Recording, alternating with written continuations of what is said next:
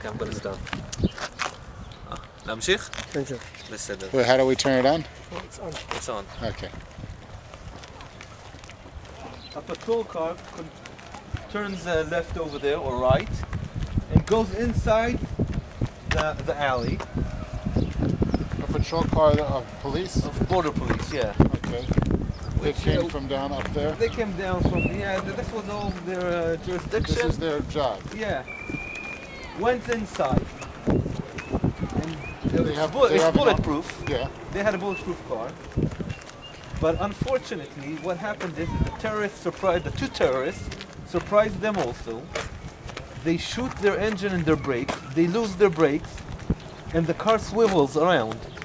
While the Jeep swivels around, their back doors flap open. Their back doors flap open, so one of the terrorists grabs a grenade and throws it in. Because of the impact and because it's bulletproof, all of the grenades stayed inside. So it blew up the two fighters who were inside and killed them. That's already 3 killed army personnel in about 5 minutes. But was that partly a mistake on the part of the police to leave the door flap open? They didn't, because the car swiveled from the... So it's a mistake that the car doesn't protect the engine better from bullets, right? You can't. You can't. It's so not, they were very skilled terrorists? No, they were very fortunate. They were skilled, they knew what to do with shooting the car the right Listen, spot? they were not so skilled, but when you have no fear of dying, when you've got a promise that 72 virgins are waiting for you with their hands open, you don't care about your lives. If I wouldn't have cared of my life, I would have marched in, and if I'd see the terrorist, I'd kill him. They stood in, they hit a little bit, and they had the element of surprise, and because of that, they succeeded. Now, I usually, first of all, I give this, I tell this story in Hebrew. More than that, I give it out a lot. I usually don't do it privately, but because Avinoam asked me to, I'm doing it. No need to. You mean say you don't do it privately? How do you do it? I usually give it out to army courses. Commanding courses. I do it a lot. Because it teaches them? Yeah, a lot. You can teach a lot of things. And there were a lot of mistakes during this event, but I never emphasize on the mistakes. What I emphasize about is the devotion, is the dedication of people who went inside knowing that they might not come back, but they still did it for their friends. I call it, Chevron comes from the 3-letter word chaver, or chibur, connection. This is the real connection, when your friend is inside, almost dying, or even dead, and you're going inside, not knowing that you'll come back, but you're determined to do one thing, to connect to him, take him outside, treat him inside. You do not give up. This is the real message of Hebron. But let's go back to the story. So we're talking about 10 minutes after the first shot was fired, already three people killed. An army medic comes over here. He was on he had a special outpost in one of the roofs, and when the shooting started, he pulled out. But pulled out of the outpost? Out of the outpost, yeah, and came back outside over here. In parentheses, that was a mistake, but we're not mentioning mistakes. Would it be better that he stay on the rooftop? Of course, on the rooftop, and he had night vision, he had many, but He was a medic? He wasn't a sharpshooter? No, he was a medic. So why do you need medics on the rooftops? Because a medic is also a fighter. Okay, but he's got another job, huh? Yeah. Okay, it wasn't his main reason for being there. Okay. So he pulled out, but then he realized that there are friends of his that are wounded inside.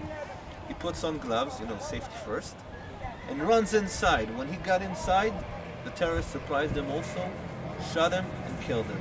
That's already 4 soldiers killed and wounded. What's his name, the medic? Igor Dorovitsky.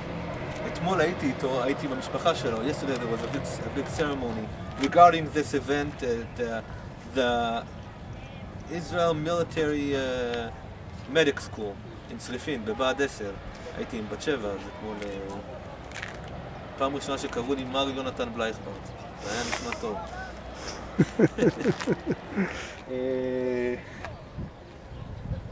So 44 people, another patrol jeep. What I'm wondering about the medic, he put on his gloves because he thought everything was over and that he's No, because he knew that his friends are wounded and he went in to help them. without his gun? With his gun, but he put on gloves, you know. That's why afterwards we identified him as a medic. Because, you know, a normal person doesn't put on gloves. Yeah. But he was ready to treat them. I see. Another patrol car goes in, straight in. Now, in all of this time, we don't get a report back, a radio report. Why? Because everybody who goes inside is killed. Another patrol car goes in. They get out of the car. Once they get out of the car, the terrorists surprise them also. They surprise them also. As a result of that, another soldier is killed. Now, this is the first time in which a certain report goes outside to the dispatch center that there's an event, a terror event, but nothing more than that. The patrol car reverses his way and goes with one killed soldier and a driver. He takes him to Kiryat Arba to get treated in the medical center over there. 1 second. After that, Colonel Dror Weinberg arrives. Colonel. These are all coming back from school? Yeah. This school ends now? Yeah. We have no time to talk about Dror Weinberg, but I can say that he was one of a kind. One of a kind.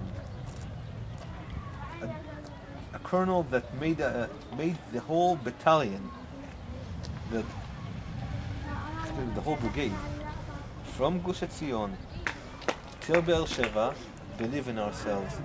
You know, when you don't believe in yourselves, even an atom bomb cannot help you.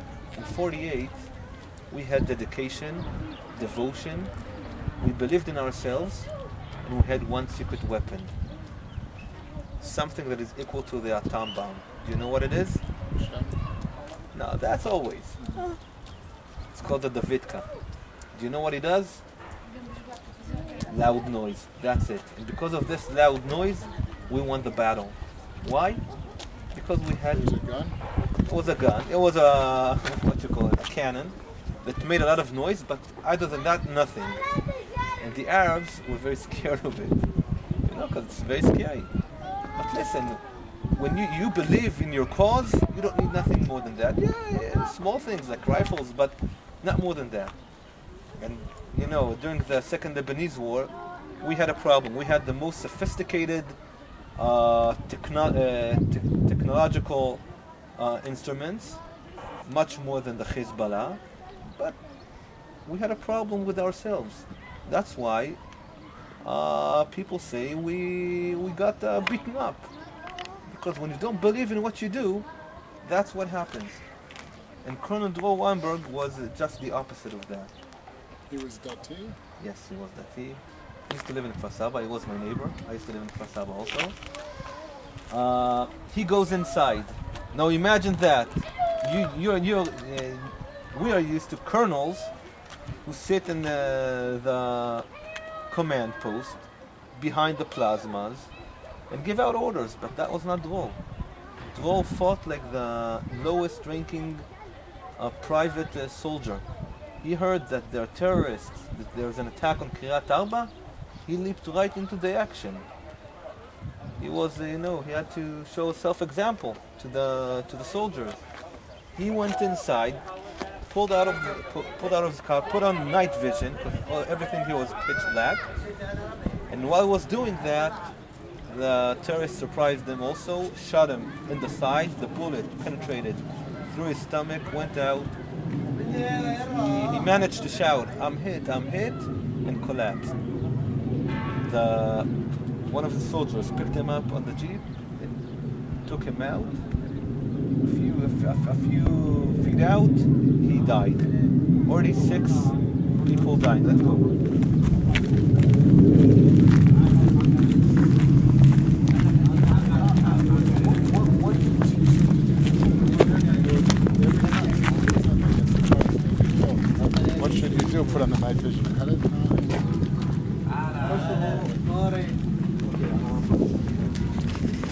When blow wind was down, two things happened. First of all, I told you about the three soldiers who were wounded inside at the first event. They started crawling outside to here. When they crawled outside, I get a report. I'm also a medic. So I get a report They had no radio, right? yeah, that there are wounded people over here. I go outside and I started treating them. That was my mistake. Why you need to treat wounded people? But during a terror strike, the first and basic thing to do is to interrogate them. To ask them from what, how many, how did it happen? Then, in the meanwhile, you treat their wounds also. But you've got to talk to them. You've got to understand the situation. When you don't have an understanding of the situation, you cannot go in. That was my mistake. And the mistake of others, because everybody was so desperate. Because we figured out that there's something going on over here. We didn't stop for a minute to think. You know, the last, what's going on? Maybe there's something other than to think. A group of 11 soldiers and first responders went inside. While I was treating the wounded soldiers over there, and all of a sudden I hear wild shots, I hear grenades bursting, but I'm concentrating on the wounded over there, and then quiet. My partner, my boss, Eliyahu, goes in with his bulletproof car and starts driving inside while I'm taking care of the wounded people.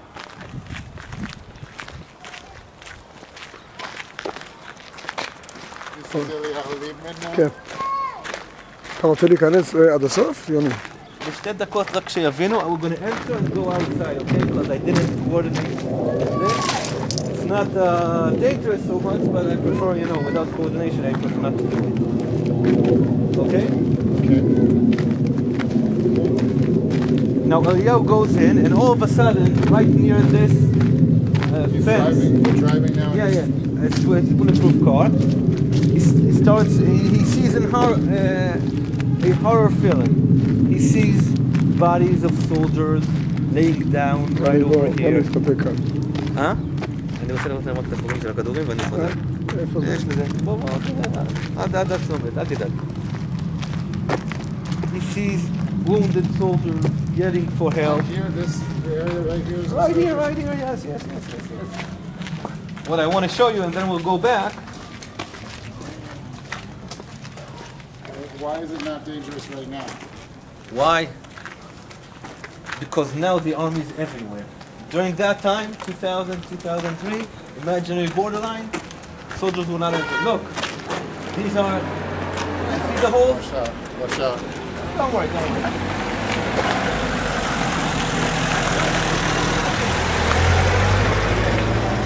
See that?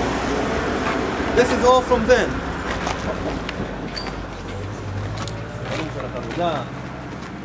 So that's what I wanted you to see. So he continues on, and you know he says that his heart fell to the floor. He wasn't ready for that, for these sights. And all of a sudden, from these 2 yards, the terrorists attack him. They start shooting at his car, and let's start going back. They start shooting at his car. 29 shots, not one penetrated. Wow. You know the science of the bulletproof windows say, yeah, I think it's science, that if 2 bullets hit in the same place at the bulletproof shield, Yeah. it's not good anymore.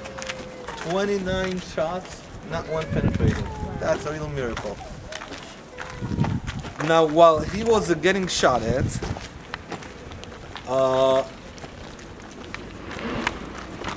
Did he want to back out? I mean, what was the point of getting shot at? He couldn't get out? No. He didn't know what to expect. Now I forgot to mention. I'm sorry. That I told you there was a loud noise of hand grenades and shots while we were treating them before Eliyahu went inside. What happened inside? The group of 11 soldiers and first responders entered, and the jeep that was blown from the inside because the doors flapped, the jeep's headlights shone on the people who entered in. So one of them took an axe out of his vest, bulletproof vest, and started breaking the headlights. While he was doing that, the terrorist was breaking the headlights? No, one of the first responders, so they wouldn't be exposed. Because everything here was black, pitch black, and the headlights shone on the people who went in. Whose headlights? The jeeps. His own? Whose jeeps? The jeep. I told you that it was a jeep that lost their brakes and swiveled around. Now the jeep was turning towards the first responders who came in. Yeah, the abandoned jeep. And they couldn't turn it off because the grenade went inside. Yeah. So they tried to break it. While they were doing that, the terrorists attacked them also. And because of that attack, another 5 soldiers and civilians were murdered. 11 so far, at our count, 11. So when Eliyahu goes in, that's what he sees. He sees all of his friends and the soldiers injured or dead. Because there were water pipes all around, it looked like hell. You see blood flowing because it was mixed with the water. It was a terrible scene. So Eliyahu picks up his radio and he shouts, "I'm shot at, I'm shot at." Let's go outside.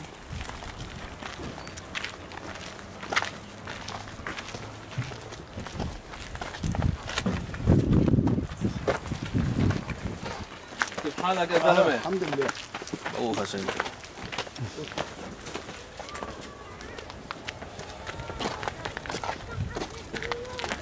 We'll stand here. So when he picks up the radio and screams, "I'm shot at," that turns my attention.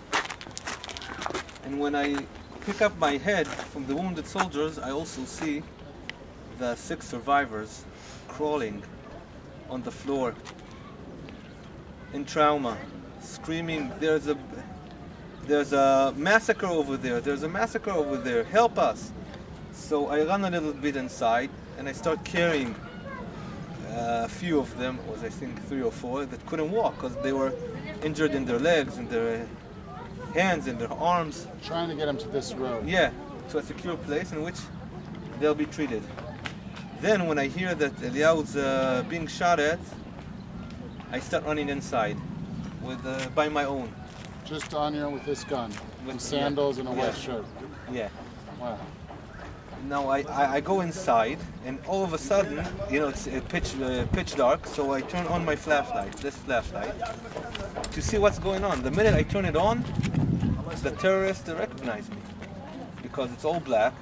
The headlights of the abandoned jeep are now broken, but now there's a there's a flashlight. Why didn't they shoot the headlights? Why didn't the Jews shoot the headlights? Why do they have to do it with an axe?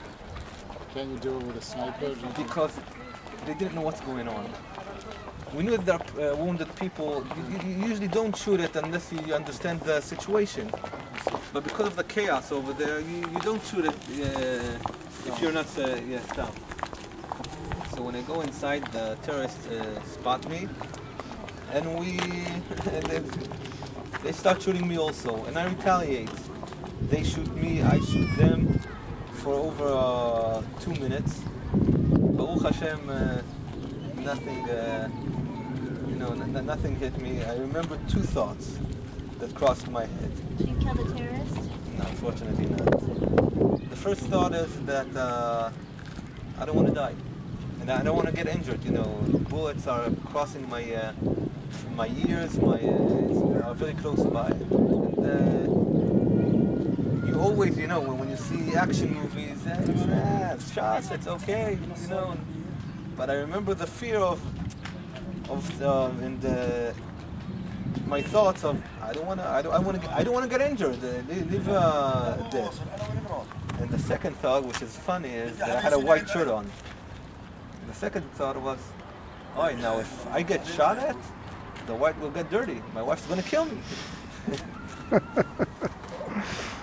So they shoot me, I retaliate, and at a certain point, the shooting stops. Eliyahu manages to turn his car around, comes to me and tells me, Yoni, go outside and bring reinforcements, because nobody knows what's going on inside. You know, we had over a dozen dead or wounded soldiers and people screaming for help. It's you know, in horror movies you don't see such pictures. So I start. Another funny thing is that I start running back, and in the middle of this, how much? 100 feet, even less. I'm thinking to myself, wait a minute. There's a possibility that if I come out in surprise, people are going to think that I'm a terrorist, a dressed up terrorist, dressed up as a Jew. So while I'm running back, when I'm coming near this this entrance, I lift up my hands and I'm screaming, I'm a Jew, don't shoot, I'm a Jew. Now there's a person who's a guard at the southern gate of the western gate of Kiryat Arba. Every time I go in with my car, he lifts up his hand and screams, "You're a Jew! You're a Jew!" Yeah. So when I come out, but you didn't think the terrorists would hear you and shoot you for that. I was too far away. So that was good that you did that. Right? Yeah. I hope so. Listen, I wasn't shot at that, so that's you don't need more proof than that. When I come out, we group up as I took a few soldiers, a few commanders, and we got inside again. We got inside again because all of our friends were inside. We started going in, and then we caught massive fire. The terrorists were ready for us. Just two terrorists? Two terrorists, with huge amounts of ammunition? Yes, and you know, they got more than that. They took more ammunition from the dead soldiers and from the patrol jeep. It sounds like they were skilled. I mean, they had basic skills, but you know, they were not commandos. But they're still... We've got to put things in proportions, you know. Sometimes you get lucky, unfortunately. So we went inside. Still, we were caught in a crossfire, and people were getting injured. We had to withdraw. We didn't have a plan. We didn't know how to rescue our friends. So we withdrew to there was a corner over there, a safe corner. And then Eliyahu took off his white shirt. Finally, you know, white shirt glares in the dark. He put on a bulletproof vest and said, "Listen, I'm going to go in at first. The terrorists are going to spot me and shoot my bulletproof vest.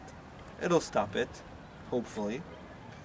And then when they start shooting, you go in, not only me, the whole group goes in, you see where the shots are being fired and neutralize the terrorists." That's what we did. Baruch Hashem, not even a shot was fired, and we managed to take out... Not a shot was fired? Nothing was fired. So then how did you manage to find the terrorists? 1 second. Oh, sorry. And we managed to pull out all the wounded and all the dead soldiers from inside that dark alley. After we managed to pull everybody out, 2 armored tanks went inside, and a group of highly skilled soldiers. When I say highly skilled, it doesn't mean that they're professionals. Why? There were 3 lieutenants, 2 soldiers, 1 battalion officer, battalion commander, and 3 soldiers from a special unit, which never fought together, but one-on-one they're very, very skilled. Went inside. There was a big. That's also one of the mistakes, because when you go in unified with people you're trained to fight with, not with you know, a few of each. You understand what I'm saying? So the tanks went inside straight, and they went from you know, cornered them from the other side through the field. All of that field was filled with trees and bushes also. I always tell the soldiers, you know, to exile Jews from Gush Katif and destroy their houses, that's not a problem. But to take down a tree, an olive tree, in matters of personal defense, that you can't do. You mean that was the attitude of the Israeli government? Unfortunately, it still is. But they went, around. All of a sudden, one of the terrorists stood in front of the tanks. The commander of the first tank spotted him and went up out of the hood Yeah. and wanted to shoot him, but he managed to shoot him first. He shot him in the stomach. He fell down, got injured. So one of the tank unit itself retaliated and managed to kill him. You mean The terrorist. from inside the tank? From the inside the tank. The other group of soldiers went around, threw a few grenades, spotted the third terrorist, and succeeded in killing him. But before that, he managed to injure the commander who killed him. Now that commander was very lucky. He was a Druze. He came from Usafia, near Haifa. When the event occurred, he was at home near Haifa. He drove all the way because he heard his soldiers are being attacked. He came here, he was... He drove from Haifa? From Haifa, yeah. He flew from Haifa. Yeah. Drove very fast and managed... Listen, this whole battle lasted until about 11 o'clock. Wow. It's a 4-hour battle. It's a long time. So can you time. fly helicopters in here? Yeah, but it's not for these kind of ranks and the time in helicopter. There was, but there was a big mess over here. Nobody could direct them. The battalion commander... He was not the one who was formal responsible for this place. He just ended his work here a week before, 2 weeks before. So nobody would fly him. Nobody, no. No, but couldn't you have, regardless of, I'm saying, just fly helicopters to kill the terrorists? They did, but there was so many people inside. They didn't know how to divide between good or bad. And I told you there were a lot of mistakes also. So when he parked his car up there and started running towards the alley. And I saw that. I just came out of the alley with all the wounded and injured. And I grabbed him by the shirt and I told him, Sayach, אתה לא נכנס לשם ככה. You're not going to enter like this. He was with his plain uniform and a gun, He wasn't with his army vest, not a bulletproof vest, not a helmet, nothing. So I put on a helmet and I gave him my bulletproof vest and he entered in. And when he saw the terrorist, first of all, the terrorist fired the first shot. The first shot hit his helmet. And because it was bulletproof, it diverted the course of the bullet and only scratched his forehead and went outside from the side of the helmet. If you wouldn't have had... So you saved someone's life. You saved his life. I tried. Baruch Hashem. I succeeded. And so once he got that hit, he ducked down, lifted up his rifle, and started shooting like this at the terrorist. He hit him. But the terrorist managed to pull out one more shot that hit him in the arm and went inside, and Baruch Hashem luckily got outside without causing a severe injury. But he did, Baruch Hashem, he continued on shooting and managed to kill them. After 4 hours of massive shootings and fightings, all the three were killed. And I always end this tragic story that after 2 years I had a son born, and I've got a secret agreement with my wife. She carries them 9 months. She's allowed to name the names. I don't. I pull back. Do you want me to stop for a second? Yes. Okay, put on commercial. Okay.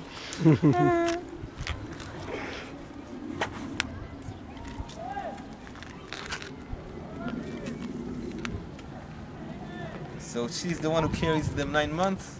She's the one who should decide about the names for the kids. But for this kid, we didn't need to consult with one another. We decided both to call him. We called him Dror Amichai. Dror because the name of Dror Weinberg, and Amichai, Am Yisrael Chai. This is what he resembled: the true liveliness and the happiness and the true Am Yisrael. And that's what we saw over here. We saw people who did not give up. People, you know, the pictures are inside my head until today, of the